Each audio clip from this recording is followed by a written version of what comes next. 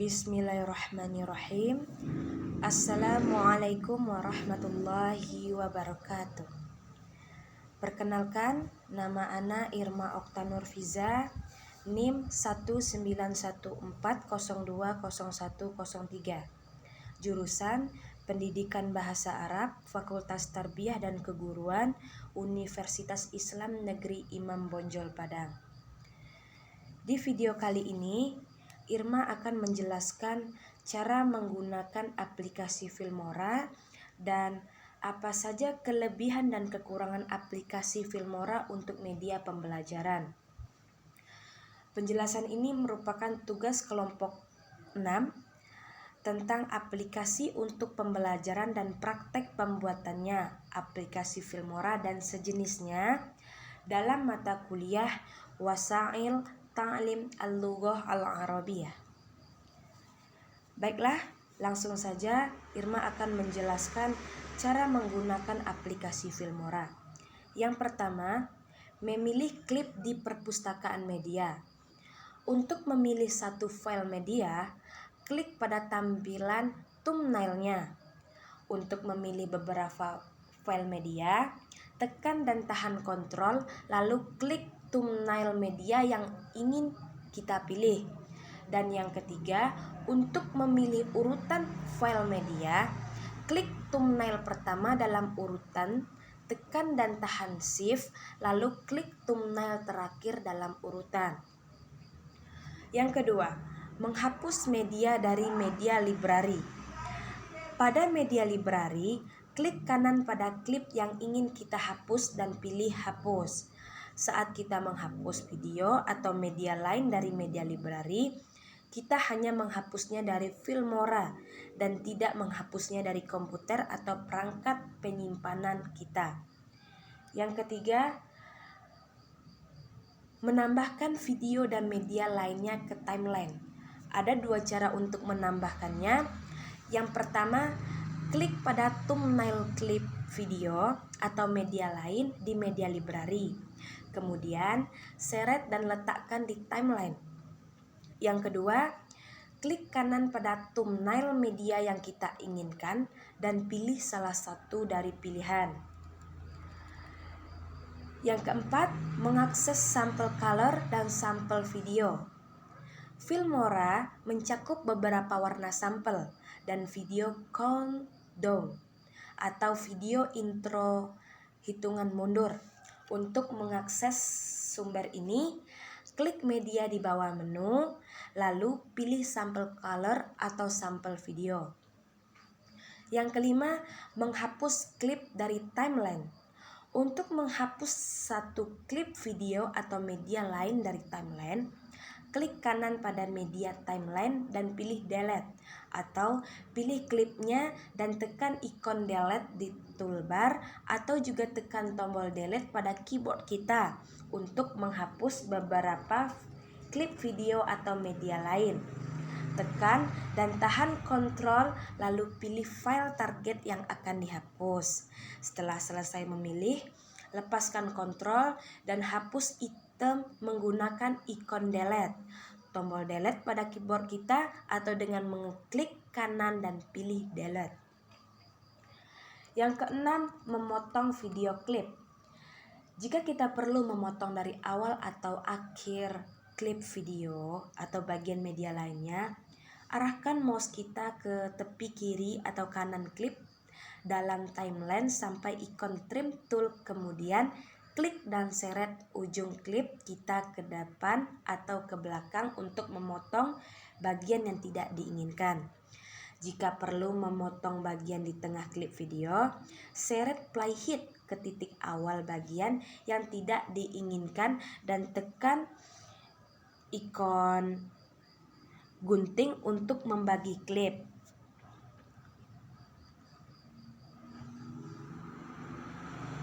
Kemudian seret playhead ke ujung bagian yang tidak diinginkan dan tekan gunting lagi.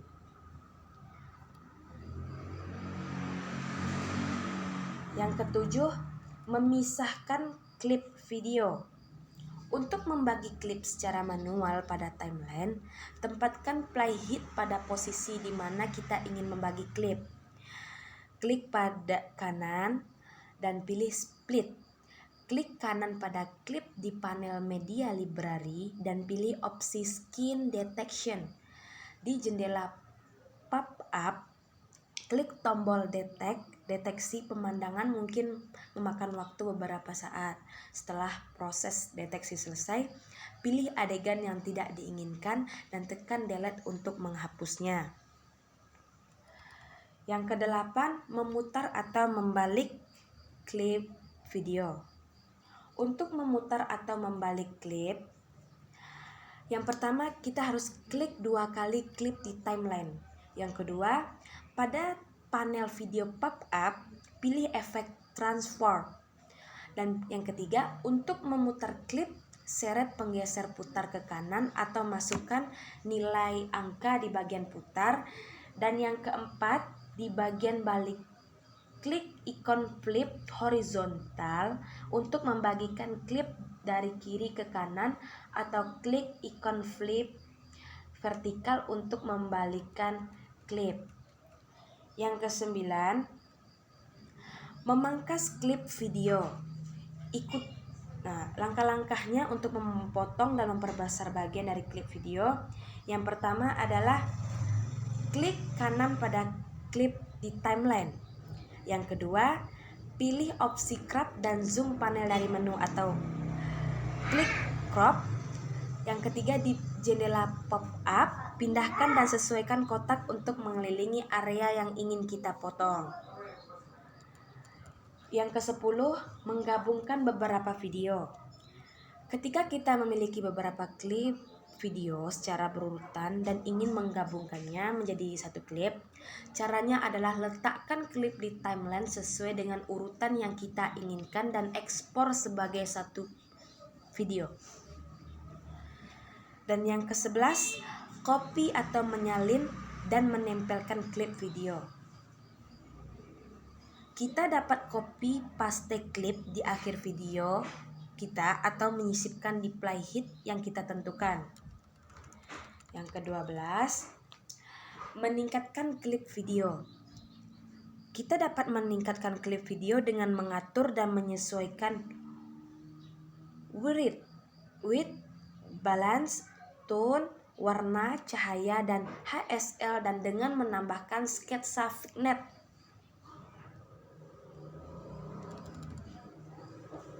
Dan yang ke-13, mengubah kecepatan putar video. Untuk mengubah kecepatan putar video, klik kanan pada klip di timeline. Lalu pilih speed and duration untuk membuka jendela custom speed. Seret penggeser kecepatan untuk menyesuaikan kecepatan klip video. Kita juga dapat memasukkan kecepatan yang pas sesuai keinginan kita di bidang speed atau mengubah kecepatan dengan mengubah durasi video. Yang ke-14, membuat frame diam atau beku. Biasanya, frame beku digunakan untuk membuat video tampak seperti waktu telah berhenti pada saat tertentu. Yang ke-15, memperbesar dan memperkecil timeline. Untuk memperbesar atau memperkecil tampilan timeline ada beberapa cara. Yang pertama, dengan mengklik zoom in atau out di sudut kanan atas timeline, klik tambah untuk memperbesar atau klik kurang untuk memperkecil timeline. Yang kedua, dengan cara menyeret timeline ke depan untuk memperbesar dan seret ke belakang untuk memperkecil tampilan timeline.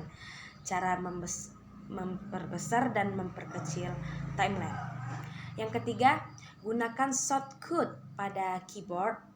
Kita tekan Ctrl plus untuk memperbesar dan Ctrl minus untuk memperkecil. Yang ke-16, mengubah skala crop klip video. Untuk mengubah skala atau cropping dan merotasi video kita, caranya adalah klik kanan di klip video pada timeline, pilih Show Properties, lalu akan muncul jendela pengaturan image. Atau untuk menampilkan pengaturan image, kita bisa juga klik 2 kali pada video klip yang kita kehendaki. Pada bagian transport, atur pada bagian scale untuk mengubah ukuran dan pada bagian road untuk memutar video. Jika serasa sudah pas, klik OK. Yang ke-17, menambahkan watermark atau logo video. Watermark atau logo digunakan untuk memberi tanda identitas pembuat atau pengedit video. Caranya sama seperti saat mengubah skala, hanya saja yang diatur pada compositing, langkahnya adalah masukkan logo pada media library, lalu seret ke bagian timeline, atur skala dan posisi logo, buat menjadi transparan. Caranya sama seperti mengatur skala. Pada bagian compositing, atur opacity sesuai yang kita kehendaki. Dan cara yang terakhir adalah kualitas pemutaran. Kualitas pemutaran playback video perlu kita atur jika kita menginginkan pengeditan yang lebih lancar. Konsepnya adalah file yang kita edit adalah file PROI yang ukurannya lebih kecil. Jadi yang dikurangi hanya resolusi untuk pratinjau video dan tidak akan memengaruhi pengaturan ekspor. Sehingga file yang kita ekspor adalah klip yang berukuran asli. Untuk mengaturnya adalah klik ikon tampilan di sudut kanan bawah jendela pratinjau, lalu klik playback, quality, dan pilih dari opsi lengkap pratinjau video kita tanpa mengubah resolusi asli. Baiklah, selanjutnya Irma akan menjelaskan kelebihan dan kekurangan aplikasi Filmora untuk media pembelajaran. Yang pertama, kelebihan aplikasi Filmora untuk media pembelajaran. Untuk Filmora versi 8, saat membuka aplikasinya, kita akan dihadapkan 4 pilihan mode dan ukuran rasio video sesuai dengan kebutuhan. Ada full figure mode, easy mode, instant cutter mode, dan action cam tool. Tentunya keempat mode tersebut masing-masing memiliki tampilan dan fitur yang berbeda sesuai dengan namanya. Sementara untuk versi yang ke-9, kita akan menemui 4 pilihan mode tersebut saat membuka Filmora. Kita hanya akan mendapati 5 pilihan rasio video yang akan kita gunakan, pilihan project baru atau yang sudah kamu selesaikan sebelumnya dan yang baru saja kamu kerjakan. Bagi saya sendiri, pilihan mode yang terdapat pada Filmora 8 lebih bagus ketimbang versi terbaru ini karena pengguna bisa menyesuaikan sesuai dengan kebutuhan. Yang kedua, tampilan sederhana, berbagai tool mudah dikendali. Filmora memiliki tampilan yang sederhana dan berbagai tool mudah dikenali sehingga pengguna lebih leluasa dan mudah dalam mengedit video. Kita bisa menggunakan kustomisasi layar preview maupun timeline sesuai dengan keinginan kita. Yang ketiga, ringan, gak bakalan mudah crash. Aplikasi edit video Filmora bisa kita jalankan di perangkat yang memiliki spesifikasi rendah. Pastikan perangkat yang kita gunakan telah menggunakan OS penulis sendiri bisa menjalankan dengan cukup lancar aplikasi ini di laptop dengan prosesor Intel Celeron tanpa pengolah grafis tambahan dan dengan RAM sebesar 2 GB saja. Dan kelebihan yang keempat yaitu semua fitur dapat kamu akses secara gratis. Salah satu kelebihan aplikasi ini adalah kamu bisa menggunakan keseluruhan fitur yang ada tanpa harus membayar sepeser pun. Hanya saja terdapat watermark yang sudah kelihatan dan di akhir video. Jika kamu ingin menghapus tanda tersebut, kamu diharuskan membayar ratusan ribu rupiah hingga jutaan, tergantung pilihan yang kamu inginkan. Dan kelebihan yang kelima adalah tersedia berbagai plugin bawaan gratis yang keren.